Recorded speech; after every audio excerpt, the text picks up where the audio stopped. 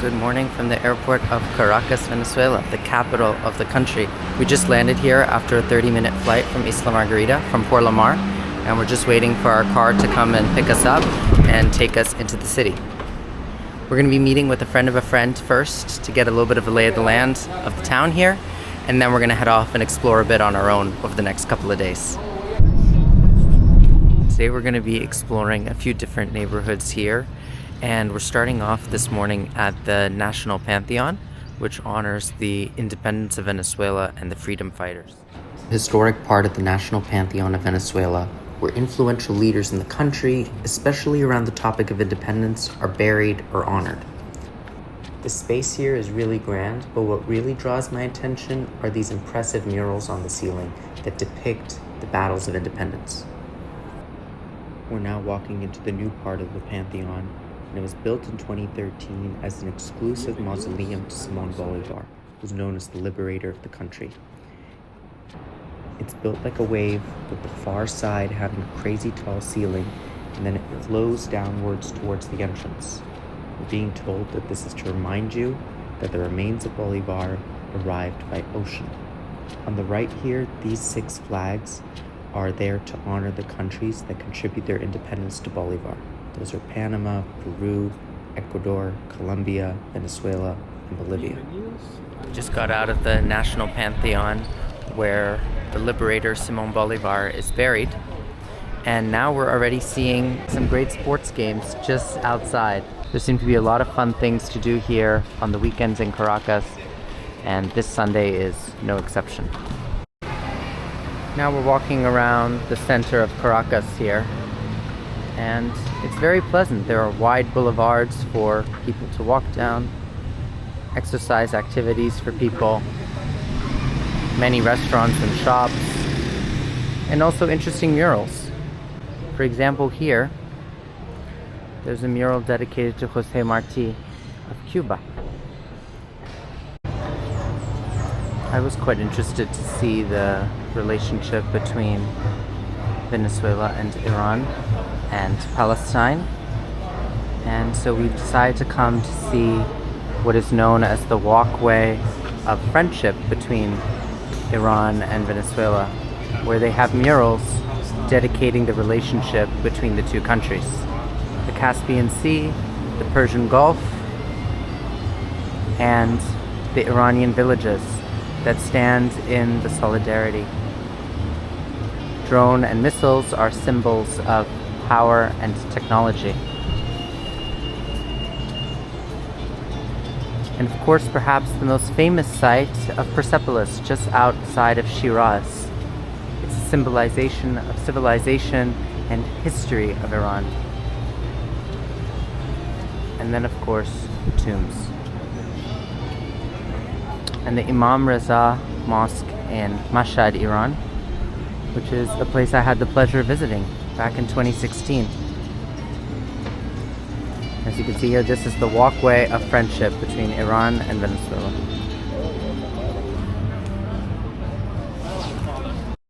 Many are familiar with the killing of Qasem Soleimani, who was killed in Baghdad, Iraq on the 3rd of January 2020, and it's a symbol of international fight against terrorism and imperialism, according to the sign here.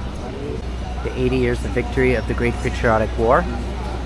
This is the Bolivar Plaza, where the statue of Simón Bolívar is located. And as you'll see here, there's a sign that is moving and saying that there were 16 days since the capture of Maduro, and that we would like him back. Los queremos de vuelta. This is the very heart of Caracas, where we're surrounded by many government buildings. Just on this little bridge are we allowed to do a little bit of recording, a little bit of catch up with the cameras, but beyond that we have to keep them in our pockets because with all of the recent happenings here in Venezuela, the police have asked us please not to take any pictures of the area here. We just left the area of the central bank and the vice president's office, and we're about to walk towards the government palace. One thing that we are noticing here in the back are these large buildings that look like they might even come out of the Soviet Union. And these were built by a president here in order to provide good housing options for people formerly living in informal or marginal communities. But over time, they've just been taken over by those same marginal communities without the community support that was imagined for those buildings and those neighborhoods to have. And to put this into context, I mean, this is just a few minutes walk from the very heart of the government complex here in Caracas. The building right over here is the first military school of Venezuela. And after that, it was converted into a museum. And then after its use as a museum and the death of Hugo Chavez, it was made and dedicated to be his mausoleum. We were just told that here in the area that we're walking into, we might see a few homes with multiple pictures of Hugo Chavez, which he has almost a cult-like following among some of the people living here. This is a mural dedicated to the 200th anniversary of the Batalla, the Battle of Carabobo. And here, since we're on the hill, we're having yet again some really nice views of the city and of the neighborhood where we're in right now, 23rd of January.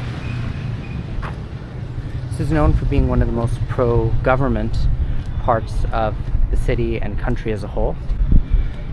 So we are, dealing with a bit more safety here. But at the same time, I mean, one can just tell this is a normal neighborhood where people live their lives. I think oftentimes places like this can be sensationalized, frankly, in the media, in videos that we see.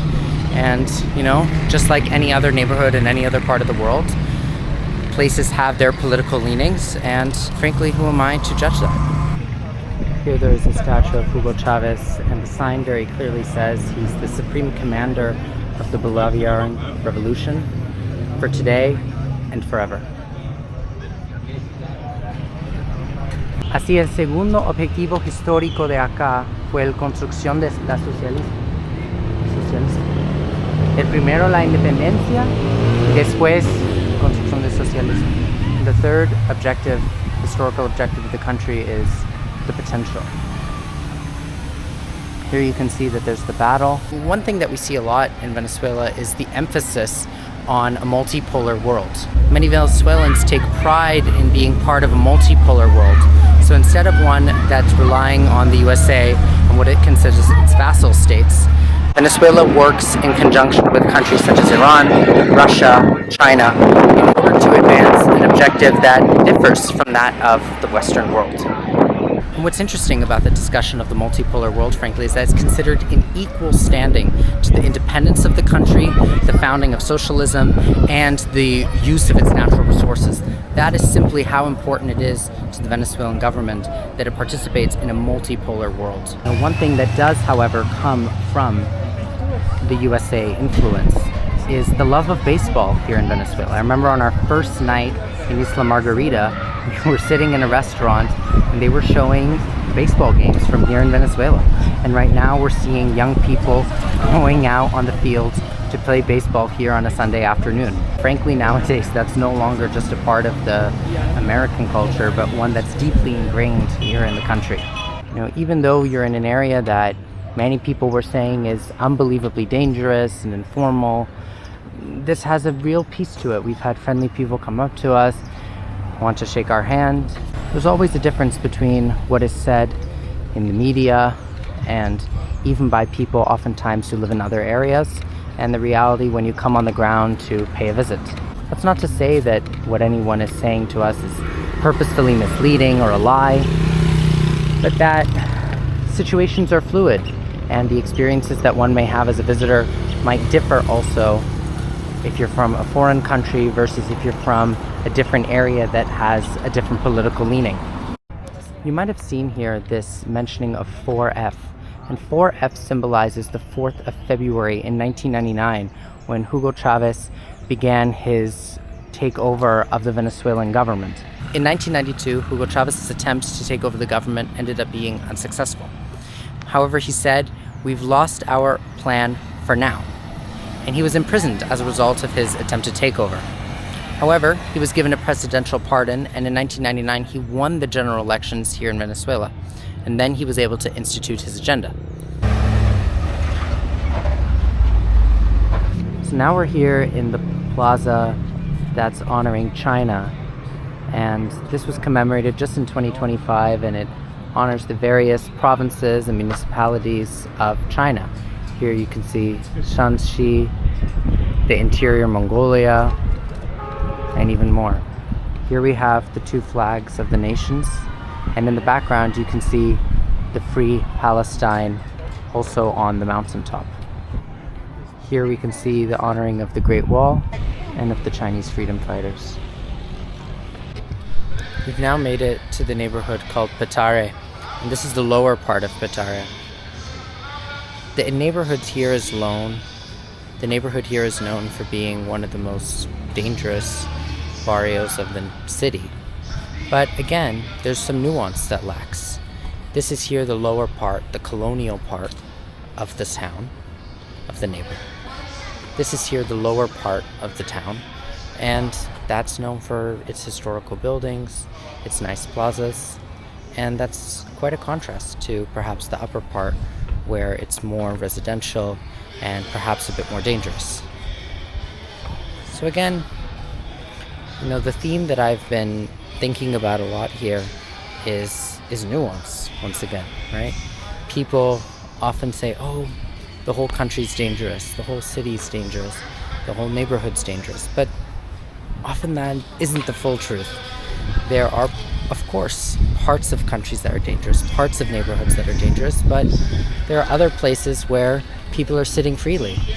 Take a look at this. You have families here on a Sunday afternoon enjoying their walk, taking pictures together, and sitting in the church. Does that seem like a place where everyone has a death wish? I don't think so. At the same time, just before coming here, we saw a lot of articles saying that there are colectivos, groups, that are stopping people in roadblocks and looking for foreigners, especially those from North America. And again, that is not something that we've seen here in the city. We haven't been stopped at all and asked for our documents. So again, these things might be happening in some part of the country, but it isn't pervasive. And if we had just listened to what the article said, then we wouldn't have been able to experience the beauty that we've been getting to take in over the last few days here. And that we would be poorer off for that.